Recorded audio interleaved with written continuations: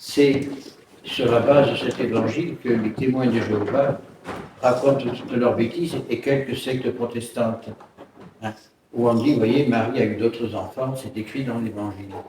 Seulement, comme je dis l'autre jour aux témoins de Jéhovah que j'ai rencontrés à la gare de Coulommiers, mais en Afrique, les cousins germains, on les appelle frères. Su quell'Evangelo lì, quel parte del Vangelo, i testimoni di Geova e altre sette protestanti dicono che Maria non era vergine, che ha avuto altri bambini. Però quando abbiamo vissuto in Africa, si vede che il cugino, tutta la famiglia è molto grande e si chiamano tutti fratelli e sorelle. Dunque, les testimoni di Geova sono della falsità. Come l'ho detto l'altra volta, quello lì, noi siamo fondati dal Cristo, abbiamo été fondés par le Christ il y a 2000 ans. Loro sono stati fondati 200 anni par un prêtre qui s'est buttato fuori della Chiesa per molti problemi. Eux, ils ont été fondés il y a 200 ans par un prêtre qui a été mis à la porte de l'église pour des problèmes graves. Alors, qui croire? Et à l'heure actuelle, ils sont en train de convertir une quantité de gens parce que les gens cherchent le mystère. Les gens sont en train de rechercher la spiritualité que l'Église ne donne plus depuis Vatican II. Alors oui, on fait des grandes réunions, c'est vrai, une fois de temps en temps, on fait le Jimbo, je ne sais pas quoi, le rassemblement de la jeunesse, il y a 3 000 à 4 000 personnes. Mais qu'est-ce que c'est sur le milliard d'habitants qu'il y a dans le monde? L'Église a perdu la foi. L'Église a tout perdu. L'exemple de la femme forte, ça devrait être l'Église. Cette femme forte, c'est l'Église. Quand la femme forte della pista del libro che abbiamo letto prima è la Chiesa.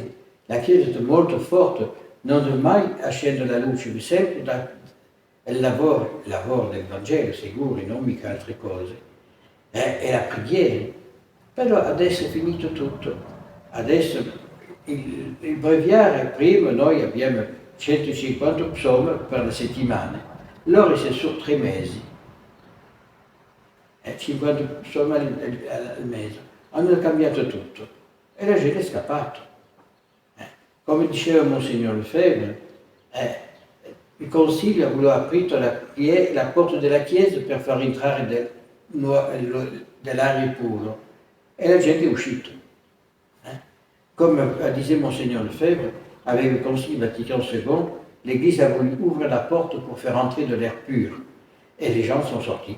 Et il ne reste plus rien. On a l'air pur, mais il ne reste plus rien d'autre. Tout ça parce qu'on a perdu le sens de la spiritualité. On a perdu le sens de la prière. On a perdu le sens de la vie. Tout simplement. Chacun raconte tout et n'importe quoi. Alors, fleurissent une quantité de sectes.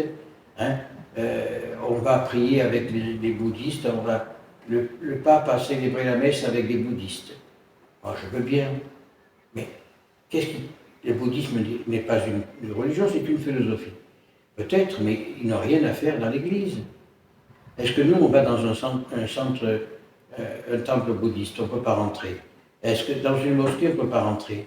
Et nous, on ouvre la porte à tout le monde. Moralité, les chrétiens en sont sortis.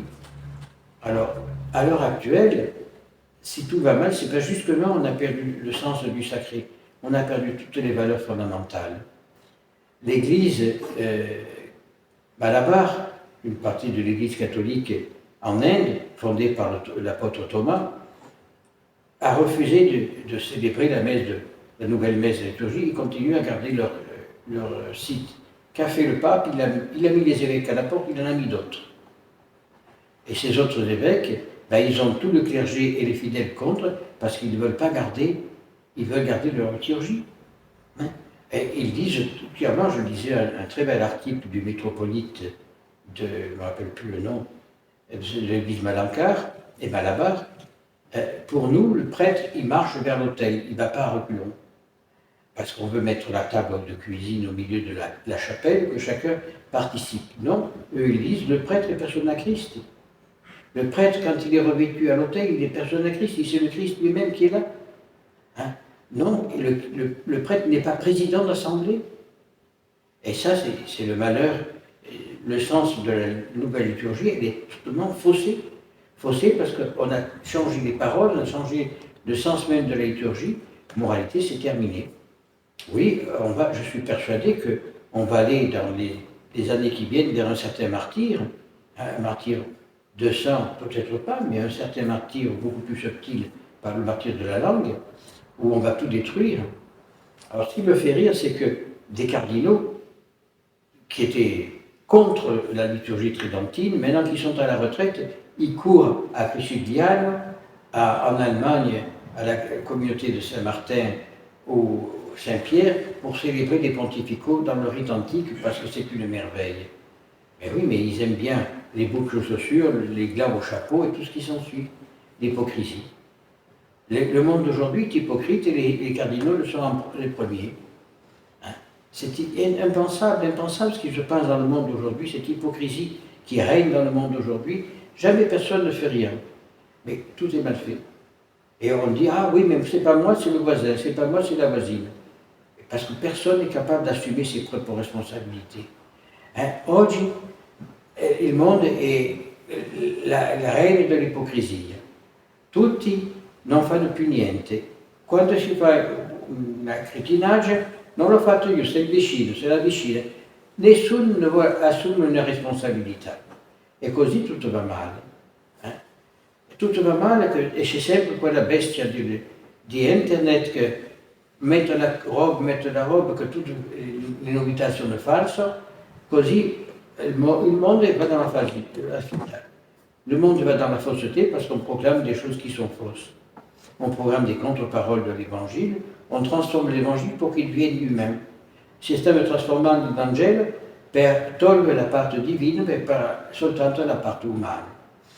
Donc, nous, petits troupeaux, prions pour que la vérité éclate au grand jour, parce que la vérité rend libre. La vérité dà la libertà completa. Annanzi Dio siamo liberi. Dio non ha mai messo sulla gente un peso tremendo, no, vuole soltanto il nostro amore. Dieu ne met pas sur nos épaules des choses que l'on ne peut pas accomplir. Il veut notre amour. Il demande que l'on aime Dieu à la mesure de la force de son amour. Et personne ne le fait parce que c'est trop facile. Alors c'est vrai que dans les témoins de Jéhovah, 25% du salaire doit aller pour le pasteur. Les 75 qui restent, sur les 75, il y a encore 25% qui doivent aller aux œuvres de charité. Les pauvres gens, ils sont complètement assouvis dans leur propre bêtise, parce que c'est de la bêtise, et l'Église ne demande rien. L'Église dit pensez à donner une dîme pour le clergé pour qu'il puisse vivre. Mais l'Église ne demande rien à personne. L'Église n'oblige pas les gens à donner. Tandis que dans tout ça, c'est obligatoire. Alors ça fait sourire que les gens y vont. Ah oui, parce que là, c'est là, ils ont besoin, là, ceci et cela. Non. Le monde a perdu la foi parce qu'il ne croit plus en rien. Il ne croit plus en rien parce que justement, il n'y a plus de règles. L'Église, jusqu'à présent, jusqu'à Concile Vatican II, avait des règles pour le clergé, etc., etc. On n'avait pas le droit de porter la barbe.